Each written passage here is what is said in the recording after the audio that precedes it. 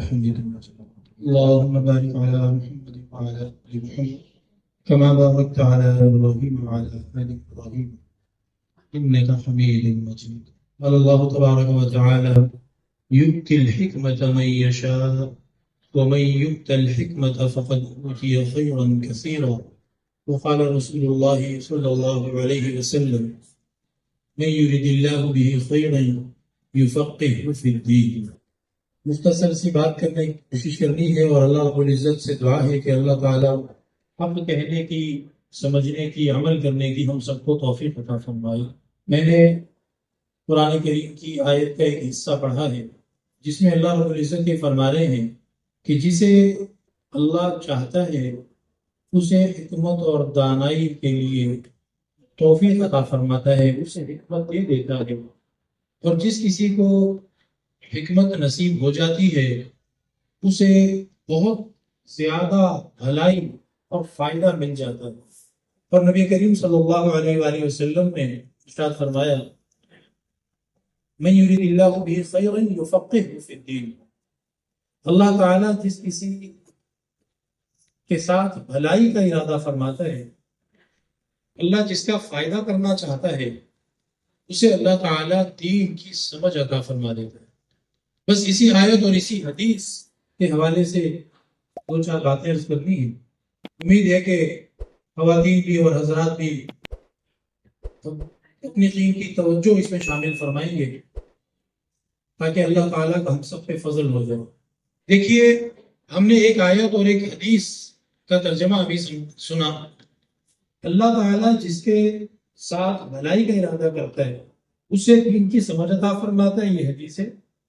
اور قرآن میں اللہ تعالیٰ نے فرمایا کہ جسے اللہ چاہتا ہے اسے دانائی اور دانشوری عطا فرماتا ہے، اور جسے دانائی اور دانشوری ملی اسے اللہ نے بڑا فائدہ دے دیا، خیر کثیر اس کو دے دی۔ تو بڑا فائدہ کس چیز میں ہے؟ حکمت میں۔ اور بڑا فائدہ حدیث میں اس کی تشریح کر دی کہ حکمت سے مراد کیا ہے۔ فرمایا کہ بڑا فائدہ اللہ اسے دیتا ہے جسے دین کی سمجھ عطا فرما دیتا ہے۔ تو معلوم ہوا کہ آیت مبارکہ میں جو کہا گیا تھا کہ جسے حکمت نصیب ہوگی اسے بڑا فائدہ مل جائے گا، تو وہاں حکمت سے مراد یہی دین کی سمجھ تھی، دانشوری سے مراد دین کی سمجھ تھی کہ جو دین کے کاموں میں، دین کے معاملات میں سنجیدہ ہو جائے گا اور اللہ اور رسول کی سکھائی ہوئی، دی ہوئی، بتائی ہوئی ترتیب کے مطابق اپنے روزمرہ زندگی کے کاموں کو کرنے کی کوشش کر رہا ہوگا، یہ حکمت پر آ گیا، یہ دانشوری اور دانائی پر آ گیا۔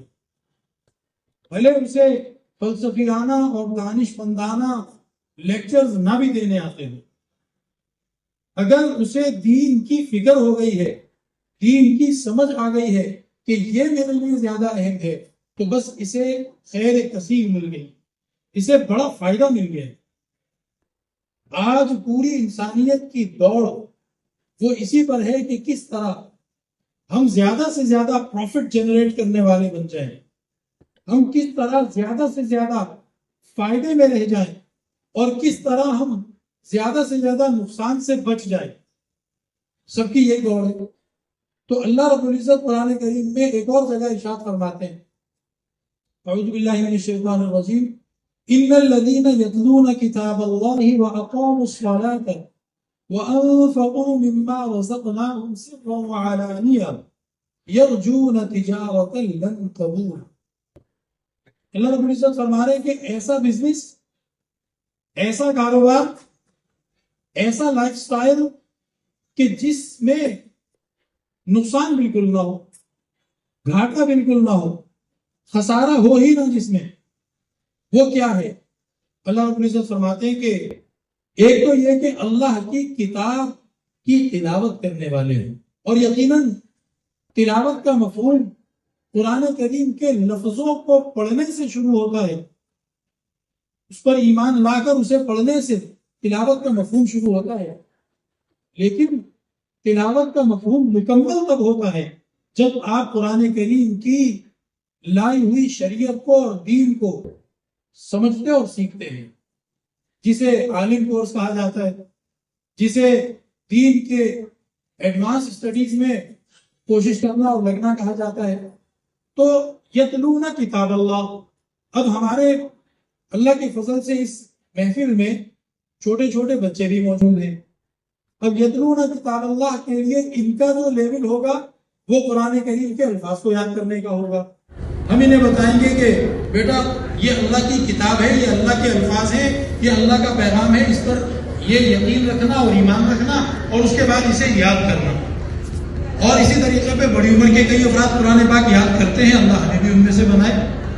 میں نے خود دیکھا 70 سال سے اوپر عمر تھی اور قرآن کریم کے چوتھے سپارے کو حفظ کر رہے تھے.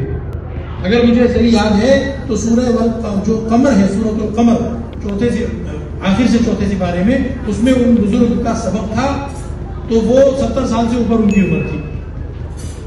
تو ہماری ان سے ملاقات ہوئی اور کچھ انہوں نے سنایا بھی برکت کے لیے. ہم نے ان سے درخواست کی کہ ہمیں سنائیں، ہمیں برکت حاصل ہو. تو انہوں نے کچھ سنایا بھی. اور اب اللہ تعالیٰ قیامت کے دن انہیں حافظوں میں اٹھائیں گے.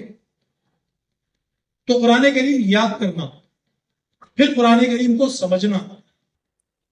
اللہ تعالیٰ فرماتے ہیں یہ فائدے، یہ ایسا بزنس ہے، ایسا کاروبار ہے جس میں ہرگز نقصان نہیں ہو. بھائی جس نے چھوٹی عمر میں قرآن یاد نہیں کیا وہ اب یاد کرے. یہ عمر کے حساب سے درجہ بندی بھی ایک سوشل یعنی چیز ہے اور ایک معاشرتی خیال ہے کہ جی بچپن میں یاد ہوتا ہے، بڑے ہو کر یاد نہیں ہوتا. یہ غلط ہے.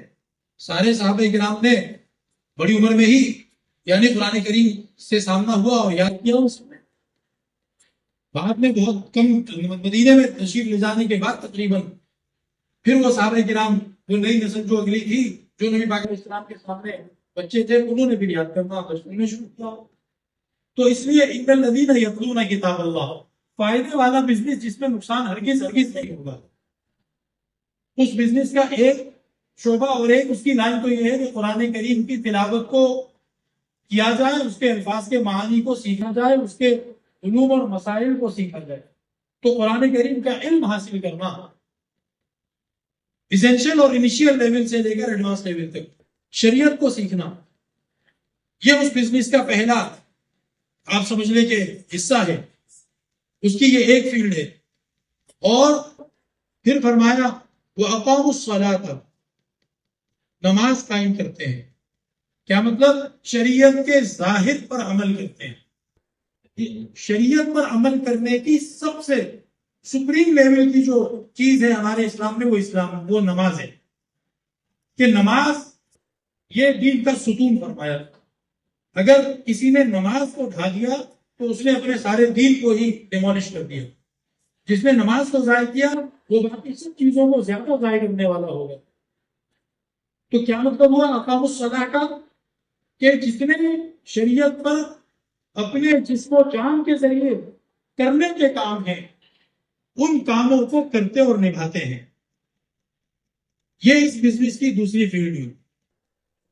ایک تو قرآن کریم کے الفاظ کو سیکھنا، اس کے معانی کو سیکھنا، اس کی شریعت کو، دین کو سیکھنا. دوسرا اس شریعت پر اپنے جسم و جان سے عمل کرنا. میری خوشی میں، میری غمی میں، میرے تنہائی میں، میری مجلس میں، ہر جگہ پر اور ہر حالت میں میں دین کی ظاہری تعلیمات پر پورا عمل کرنے کی کوشش کروں. اور اسی کو فرمایا کہ اقام الصلاۃ، کہ شریعت پر جسم و جان سے عمل کرنے میں سب سے اونچی چیز نماز ہی ہے. اگلا فرمایا وَأَنفَقُوا مِمَّا رَزَقْنَاهُمْ، کہ اللہ کے راہ میں اپنے مال کو بھی خرچ کرتے ہیں. تو جسم و جان کے ذریعے سے اور جو خیر اللہ نے نصیب کی ہے. مال صرف پیسہ نہیں ہوتا، رزق کا مفہوم بھی بڑا وسیع ہے. یہ پیسے اور مال سے شروع ہو کر آپ کی صحت، آپ کی اولاد، آپ کے پاس جو مہارت ہے وہ بھی رزق ہے اللہ کا دیا ہوا. ایک آدمی کے پاس مہارت ہے کہ جناب وہ نقشے بہت اچھے بنا سکتا ہے بلڈنگوں کے. آپ اپنے آپ کو پیش کیجئے کہ جی کہاں مسجد بن رہی ہے، میں مسجد کا بہترین نقشہ بنا دوں گا.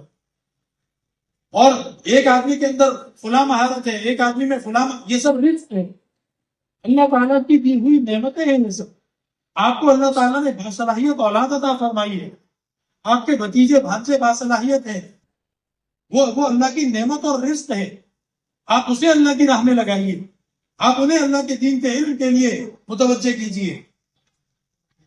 انفقوا مما رزقناہم، وقت بھی اللہ کی طرف سے ملا ہوا ہے کہ رزق ہے۔ مولوی عبدالاحد صاحب نے ماشاءاللہ اللہ کی توفیق سے 8 سال یا اس سے زیادہ کا عرصہ دین کی تعلیم حاصل کرنے میں جو لگایا، یہ وقت اللہ کی ایک نعمت تھی۔ یہ وقت اللہ نے مجھے بھی دیا، ان کو بھی دیا، آپ کو بھی دیا۔ ہمیں اگر آپ کے ہم نے پتہ نہیں کہاں کہاں ضائع کیا، اور ان خوش نصیب نوجوانوں نے وہ 8 سال کم و بیش عرصہ وہ اللہ کی دی ہوئی جو ایک نعمت تھی، وہ جو وقت تھا، وہ اللہ کی راہ میں لگایا کہ نہیں لگایا؟ اللہ کی راہ میں لگایا۔ جب وہ اللہ کی راہ میں لگایا، اللہ رب العزت فرما رہے کہ تجارہ لن تدور، یہ ایسا بزنس کیا کہ گھاٹا اور نقصان تو ہوگا ہی نہیں، نفع ہی نفع ہے، فائدہ ہی فائدہ۔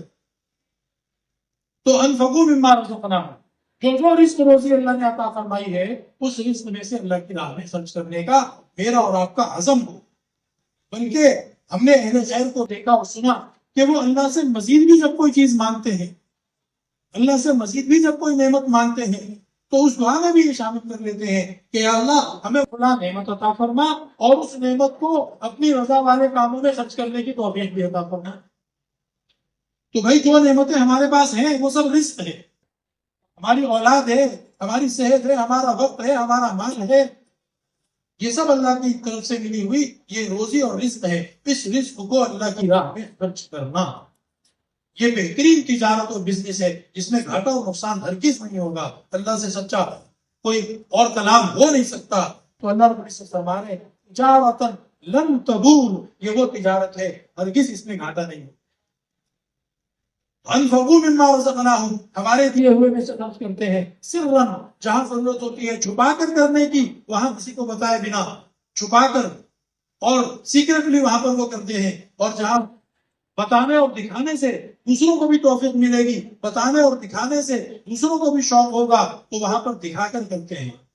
علماء نے لکھا کہ جو فرض اور واجب کام ہو، فرض اور واجب کام وہ دکھا کے کرو، کیونکہ اللہ کی طرف سے دی ہوئی ڈیوٹی کو تم پورا کر رہے ہو۔ اس ڈیوٹی کے پورا کرنے پر اللہ کی مخلوق میں سے زیادہ لوگوں اور چیزوں کو گواہ بناؤ، اور دوسرا یہ کہ دوسروں کو بھی آپ کو دیکھ کر توفیق ہو اس فرض کو پورا کرنے کی۔ اور جو نفل کام ہو تو اس نفل کام میں پھر کوئی ایکسٹرنل ریزن اگر ہو دکھا کے کرنے کا، یعنی کسی کو آپ نے شوق دلانا ہے، آپ کا دوست ہے، کزن ہے، بھائی ہے، شوق دلانا ہے، آپ کا دوست ہے، کزن ہے، بھائی ہے، وہ نہیں کرتا اس خیر کے کام کو، نیکی کے کام کو، ہے تو نفل کام، لیکن آپ اس بھائی کو دکھا کے کریں تاکہ اس کو بھی شوق ہو جائے، اچھا یار یہ کر سکتا ہے تو میں بھی کر سکتا ہوں، تاکہ وہ بھی کرے اور اس کے ایک طرح سے تبلیغ کا ذریعہ بن جائے۔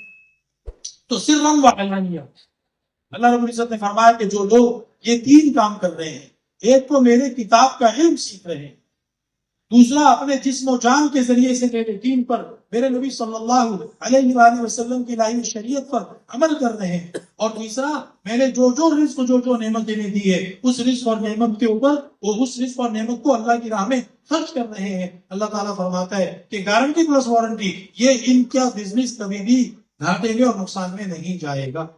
اور اسی مضمون کی، قرآن کریم کی اسی آیت کی تائید ہمیں ایک اور حدیث سے ملتی ہے کہ جو خیر، جو بھلائی، جو صلاحیت، جو اسٹیٹس کسی انسان کے پاس ہے، یا جو ٹارگٹ کسی انسان نے سیٹ کیا ہے اپنے لیے، اور پھر وہ اپنی زندگی میں اسلام کو ایکسپٹ کرتا ہے، اپنی زندگی میں اسلام کو جذب ہونے دیتا ہے، اپنی زندگی میں اسلام کا رنگ چڑھنے دیتا ہے، عام طور پر شیطان یہ بتاتا ہے کہ تم زندگی کی دوڑ میں پیچھے رہ جاؤ گے، تم کہاں مولویوں کے چکروں میں پڑ رہے ہو، جبکہ دیکھا بھی یہ گیا ہے اور نبی کریم علیہ السلام نے بتایا بھی ہے۔ جب صحابہ کرام نے نبی کریم علیہ السلام سے پوچھا کہ اللہ کے رسول، سب سے زیادہ قابل قدر، سب سے زیادہ رسپیکٹ وردی اور سب سے زیادہ آنریبل کون ہونا چاہیے، کون ہے؟ تو نبی کریم علیہ السلام نے ایک جواب دیا، وہ نبوت اور تقوی کے اعتبار سے تھا۔ صحابہ کرام نے عرض کیا کہ اللہ کے رسول ہماری یہ مراد نہیں۔ پھر نبی پاک علیہ السلام نے ایک اور جواب دیا نبی پاک علیہ السلام کہ اس جواب کا بھی زیادہ جو تعلق تھا وہ اللہ کی بارگاہ میں بڑا رتبہ حاصل کر لینے سے تھا. صحابہ کرام نے عرض کیا کہ ہم یہ نہیں پوچھنا چاہ رہے. تو نبی پاک علیہ السلام نے فرمایا کہ اچھا خیارکم فی الاسلام خیارکم فی الجاہلیت خیارکم فی الاسلام اذا فقہوا، کہ بھائی دیکھو اسلام میں اسٹیٹس انہی کا اونچا رہے گا جن کا اسلام سے پہلے اسٹیٹس اونچا تھا. کسی شخص نے کسی بھی محنت کے ذریعے سے، کسی شخص نے کسی بھی فیلڈ کے اندر اپنا نام بنایا، اس نے دن رات ایک کر کے محنت کر کے ایک شہرت حاصل کی، ایک گڈ ول اپنی اس نے اسٹیبلش کی. اب وہ دین کی طرف آتا ہے، اب وہ نیکی کی طرف آتا ہے، تو کیا اسلام اس کی اس گڈ ول کو، اس کی اس ساکھ اور شہرت کو ڈیمیج کر دے گا کہ بھئی یہاں ٹھیک ہے تم جو تھے اب تم یہاں نیکی کی طرف آئے ہو، اب تم جو ہے دین کے علم کی طرف آئے ہو، اب تم دین پر عمل کی طرف آئے ہو، یہاں تم بچے ہو اور یہاں تمہیں ہم کچھ اپریشیٹ نہیں کریں گے، کاؤنٹ نہیں کریں گے، شمار نہیں کریں گے؟ ایسا نہیں. نبی پاک علیہ السلام فرما رہے خیارکم فی الجاہلیت خیارکم فی الاسلام اذا فقہوا، کہ دین کی سمجھ اگر حاصل کر لے، بس دین کے معاملے میں سیریس ہو جائے، دین کے معاملے میں سنجیدہ ہو جائے اور پریکٹیکل ہو جائے، تو پھر کیا ہے، اس کا جو اسٹیٹس تھا اسلام اس اسٹیٹس کو انہینس کرے گا، اسے اور نمایاں کرے گا، اسے اور بڑھائے گا. اسلام کسی سے اس کے یعنی عزت کو، اس کے مقام کو، اس کے اسٹیٹس کو چھیننے نہیں آیا. اسلام خیر میں ہی اضافہ کرتا ہے. اگر ایک نوجوان ہے اور اس نے سوچا ہے کہ جی میں یہ ڈگریاں حاصل کر کے اور یہ کام کر کے فلاں فیلڈ میں نام کمانا چاہتا ہوں، اب اگر اس کو یہ خیال آتا ہے کہ میں دین کا علم حاصل کر لوں، دین کی سمجھ حاصل کر لوں، تو اس کو 10 بندے منع کرنے والے ہوتے ہیں. سب سے پہلے اس کے اپنے اندر سے نفس و شیطان اس کو کہتے ہیں کہ بھائی تو کیا کر رہا ہے، دیکھ تیرے یہ سارے ٹارگیٹ ادھورے رہ جائیں گے، ادھر تو مولویوں کے چکر میں پڑنے والا ہے، ادھر تو رخ اپنا موڑ رہا ہے. ایسا حدیث نہیں ہے. مجھ سے زیادہ آپ لوگ ایکسپلور کرتے ہوں گے. آپ لوگ شخصیات کو نکالیں، دیکھیں، ڈھونڈیں، کتنے لوگ دنیا میں ہوئے، کھلاڑیوں سے لے کر، فنکاروں سے لے کر، ڈاکوؤں سے لے کر، ہر طرح کے لوگوں تک آپ اسٹڈی کریں، جنہوں نے جب دین کے اندر سنجیدگی اختیار کی، اللہ رب العزت نے کیسے کیسے ان کو عزت، اللہ رب العزت نے کیسے کیسے ان کے اپنے حلقہ احباب میں بھی اور غیروں میں بھی انہیں نمایاں کیا اور ان کو رسپیکٹ دی. لوگوں کے دلوں میں اللہ نے ان کی محبت بھر دی. تو اس لیے یہ یعنی دین کی طرف آنا، دین کے علم کو حاصل کرنا، دین کو اپنی زندگیوں میں اپنانا، یہ ہمارے لیے خیر میں ہی اضافہ کرے گا، یہ ہمارے لیے فائدے میں ہی اضافہ کرے گا، یہ ہمارے لیے اللہ رب العزت کی طرف سے رحمتوں اور برکتوں میں ہی اضافہ کرے گا.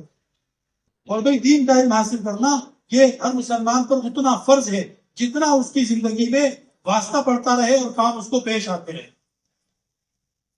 اور ہمارا تو ہدایہ اکیڈمی کا اور اس طرح کے دیگر جو مدارس ہیں ان کا موٹو ہی یہ ہے کہ آپ جس فیلڈ کے ہیں، جس عمر میں ہیں، جس حیثیت میں ہیں، آپ دین کا علم حاصل کرنے کے لیے اپنے آپ کو پیش تو کیجیے، آپ ارادہ تو کیجیے. اللہ رب العزت نے آج اتنے راستے کھول دیے ہیں دین کا علم حاصل کرنے کے کہ پہلے کے لوگ کھا پہ نہیں سن سکتے.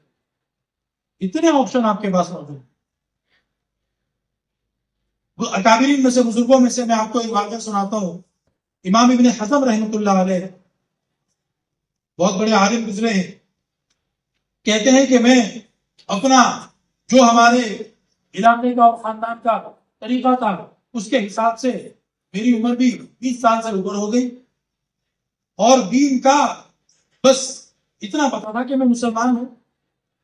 اور میرا خیال ہے ہم سے تو زیادہ ہی نالج ہوتی جس کو وہ کہہ رہے ہیں کہ نہیں تھی نالج، کیونکہ ان حضرات کے حوصلے اور عزم اور بھی اونچے ہوتے تھے نا.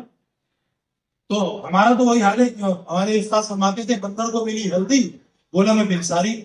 اب جو بھی جانور آتا کہ سنے تم بنساری ہو، وہ کہتا ہاں.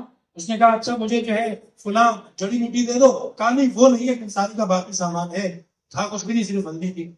تو خیر اب ابن حزم فرماتے ہیں کہ میں عمر میری ہو گئی 20 سال سے اوپر اور دین کا علم نہیں تھا. اور پھر انہوں نے اس کی ایک دو مثالیں دی کہ ایک بار میں مسجد میں جا کر بیٹھا نماز کے انتظار میں، تو ایک صاحب وہاں بیٹھے ہوئے تھے. انہوں نے مجھے دیکھا کہ میں مسجد سے اندر آیا اور میں آ کے بس بیٹھ گیا. تو انہوں نے مجھے ڈانٹا، کہنے لگے کہ دین کا علم حاصل نہیں کیا کیا؟ دین کی سمجھ نہیں ہے کیا؟ میں نے کہا جی کیا ہو گیا؟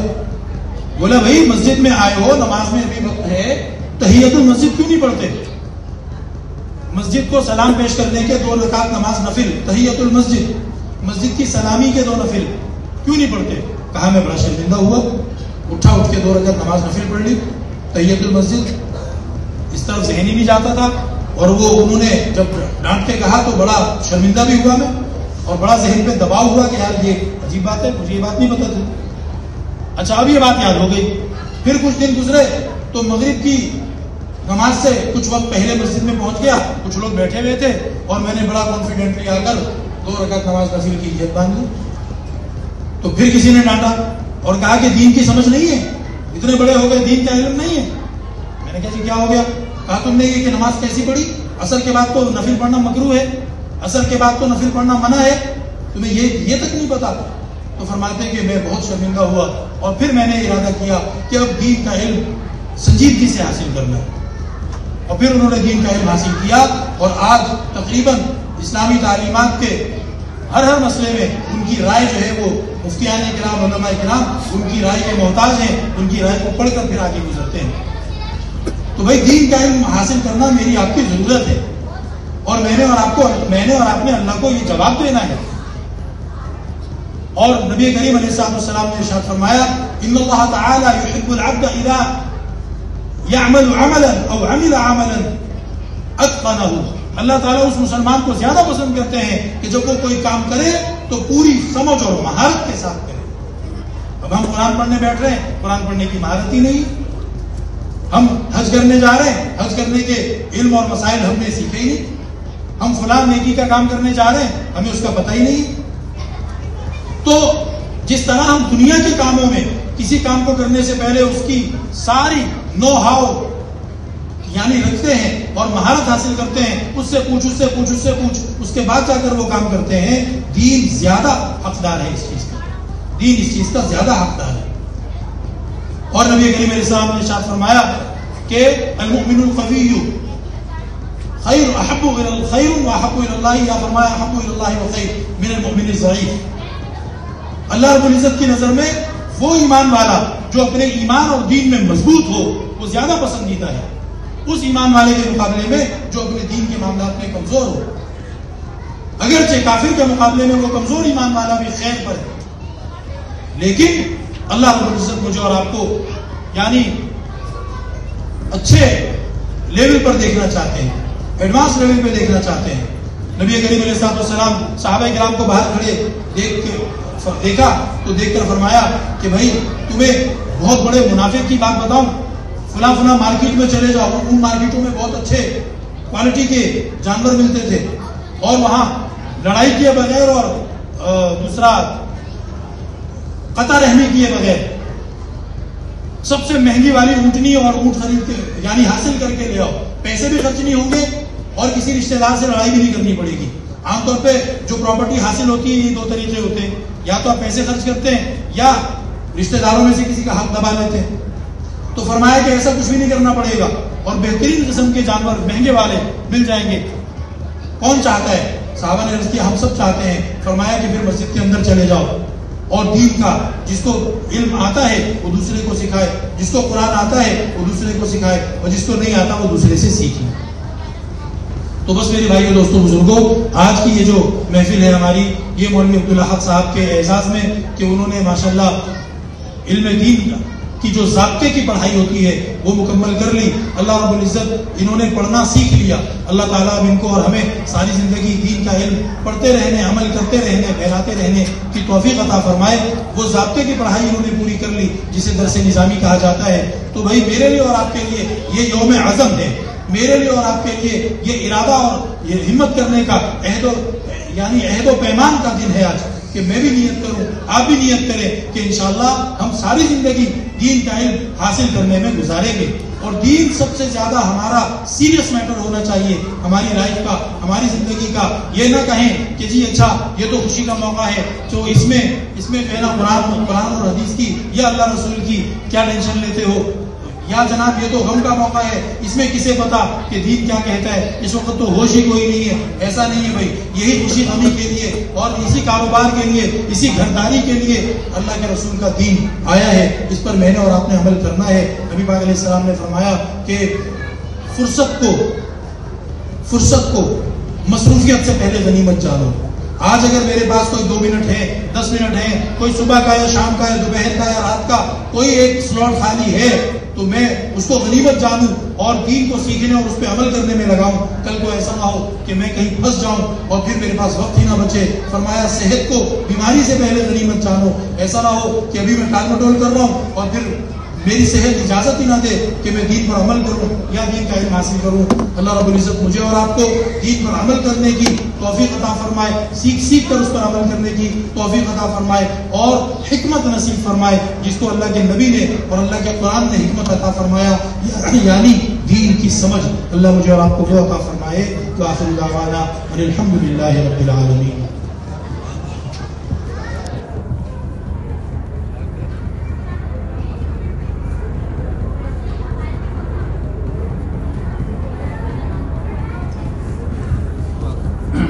شریف پڑھ لیجیے، دعا کرتے ہیں.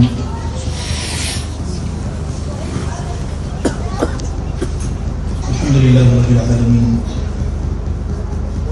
اللهم لك الحمد كله ولك الشكر كله إليك يرجع الأمر كله لك الحمد حتى ترضى ولك الحمد إذا رضيت ولك الحمد بعد الرضا. الحمد لله الذي أنزل على عبده الكتاب. اے رب کریم ہمیں ہر خیر عطا فرما یا اللہ، ہر شر سے ہماری حفاظت فرما. اے رب کریم ہمیں علم نافع عطا فرما، ہمیں دین کی سمجھ عطا فرما، ہمیں حکمت اور دانائی عطا فرما. یا اللہ تیرے حبیب پاک علیہ السلام نے فرمایا رأس الحکمت مخافت اللہ، سب سے بڑی سمجھداری اللہ سے ڈرنا ہے. یا اللہ یہ سمجھداری ہمیں عطا فرما. یا اللہ ہمیں اپنا محبت بھرا ڈر عطا فرما. یا اللہ اپنا محبت بھرا ڈر ہمیں عطا فرما. یا اللہ ہم تجھ سے بہت محبت کرتے ہوں اور تیری محبت کے مارے تجھ سے، تیری ناراضگی سے ہم ڈرتے ہوں. یا اللہ ہمیں ایسا بنا دے، تیرے حبیب پاک صلی اللہ علیہ وآلہ وسلم کی ایسی محبت عطا فرما جو ہمیں حضور پاک کی سنتوں پر چلانے والے ہوں. اے رب کریم ہمیں ایسے علم سے بچا جو صرف الفاظ اور ڈیٹا کو جاننے کا نام ہو. یا اللہ ہمیں ایسے علم سے بچا جو ہمیں فائدہ نہ دے. اللہم انا نعوذ بک من علم لا ينفع. اے رب کریم ایسے عمل سے بچا جو تیری بارگاہ میں قبول نہ ہو. اے رب کریم ایسے دل سے بچا جس میں تیرا ڈر نہ ہو. یا اللہ ہماری دعاؤں کو اپنے فضل و کرم سے قبول و منظور فرما. یا اللہ ہمیں ہر وہ خیر بھلائی عافیت سلامتی اور برکت نصیب فرما جو تیرے حبیب ہمارے سردار حضرت محمد صلی اللہ علیہ وسلم نے مانگی. ہر اس شر اور فتنے سے بچا جس سے بچنے کی دعا حضرت صلی اللہ علیہ وسلم نے کی. اے رب کریم ہم سب یہاں جمع ہیں علم دین کے اعزاز میں، علم دین کو سلامی پیش کرنے کے لیے جمع ہیں. یا اللہ تو ہماری اس کوشش کو قبول فرما کر ہمیں اور ہماری اولادوں کو اپنے دین کی سمجھ اور عمل کے لیے قبول فرما. یا اللہ اپنے دین پر پورا ایمان رکھنے کے لیے ہمیں قبول فرما. یا اللہ ہمیں ہدایت یافتہ بنا، ہمیں دوسروں کی ہدایت کا ذریعہ بنا. یا اللہ مولوی عبدالحق کو اور ان کے تمام زملاء اور فیلوز کو اور یا اللہ ہم سب کو یا اللہ ہمارے خاندانوں کے لیے خیر کا، برکت کا، سکون کا، عزت افتخار کا سبب بنا. اے رب کریم تیرے حبیب پاک علیہ السلام نے بتایا کہ انبیاء، صدیقین اور شہداء کے بعد علماء بھی سفارش کرنے والے ہوں گے قیامت کے دن. یا اللہ ہمیں اور ان کو ان علماء میں شمار فرما اور شامل ہونے کی توفیق عطا فرما. اے رب کریم مولوی عبدالحق کو، ان کی والد والدہ کو، ان کے یا اللہ تمام چھوٹے بڑے رشتہ داروں کو یا اللہ علم دین سے محبت اور لگاؤ نصیب فرما. اے رب کریم علم دین سے محبت اور لگاؤ نصیب فرما. تیرے حبیب پاک علیہ السلام نے فرمایا یا تو عالم بنو یا علم دین کا علم سیکھنے والے بنو یا علماء کے تابع دار بنو یا ان سے محبت کرنے والے بنو. یا اللہ ہمیں تو یہ چاروں کوالٹیز عطا فرما. یا اللہ ہمیں تو یہ چاروں خیریں ہمیں عطا فرما دے.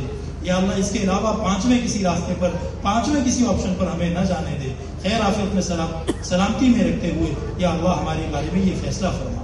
اے رب کریم جو ہم نہیں مانگ سکے اپنے علم الغیب اور قدرت مطلقہ کی یا اللہ صدقے وہ کچھ بھی ہمیں سب خیر عطا فرما. تیرے حبیب پاک علیہ السلام کی شفاعت ہمیں نصیب فرما. اے رب کریم جو کچھ مانگا وہ بھی عطا فرما. یا اللہ یا اللہ یا اللہ، سب سے بڑی ضرورت ہماری موت کے وقت ہوگی، اس وقت ہمارے ایمان کی حفاظت فرما، اس وقت ہمارے ایمان کا تحفظ فرما. اے رب کریم اچانک کی موت سے بچا یا اللہ، جس میں کلمہ و توبہ نصیب نہ ہو سکے. اے رب کریم ایسی موت سے بچا جس میں ہم نامحرم نرسوں یا ڈاکٹروں کے ہاتھوں میں ہوں. اے رب کریم ہمیں ایسی موت عطا فرما کہ ہم تیرے پاس آنے کے لیے بے چین اور خوش ہو، تو ہمیں اپنے پاس بلا کر راضی ہو. یا اللہ دنیا کے چھوٹنے کا غم نہ ہو، اپنوں سے بچھڑنے کا قلق نہ ہو، مال و دولت کے ہاتھ سے جانے کا دکھ نہ ہو. یا اللہ تیری بارگاہ میں حاضری کے یا اللہ خیال سے ہم سرشار اور ایکسائٹڈ ہوں. اے رب کریم ایسی موت ہمیں عطا فرما. رب اغفر وارحم وانت خیر الراحمین. ربنا آتنا فی الدنیا حسنہ وفی الآخرۃ حسنہ وقنا عذاب النار. یا اللہ فلسطین سمیت تمام جہان بھر میں مسلمانوں کی حفاظت فرما، ان کو ظالموں کے چنگل سے آزادی نصیب فرما. اس سلسلے میں ہماری بے بسی کو معاف فرما، ہمارے حکمرانوں کو یا اللہ حمیت عطا فرما. ربنا ظلمنا انفسنا وان لم تغفر لنا وترحمنا لنكونن من الخاسرین. وصلی اللہ تعالی علی خیر خلق محمد وعلی آلہ وصحبہ اجمعین.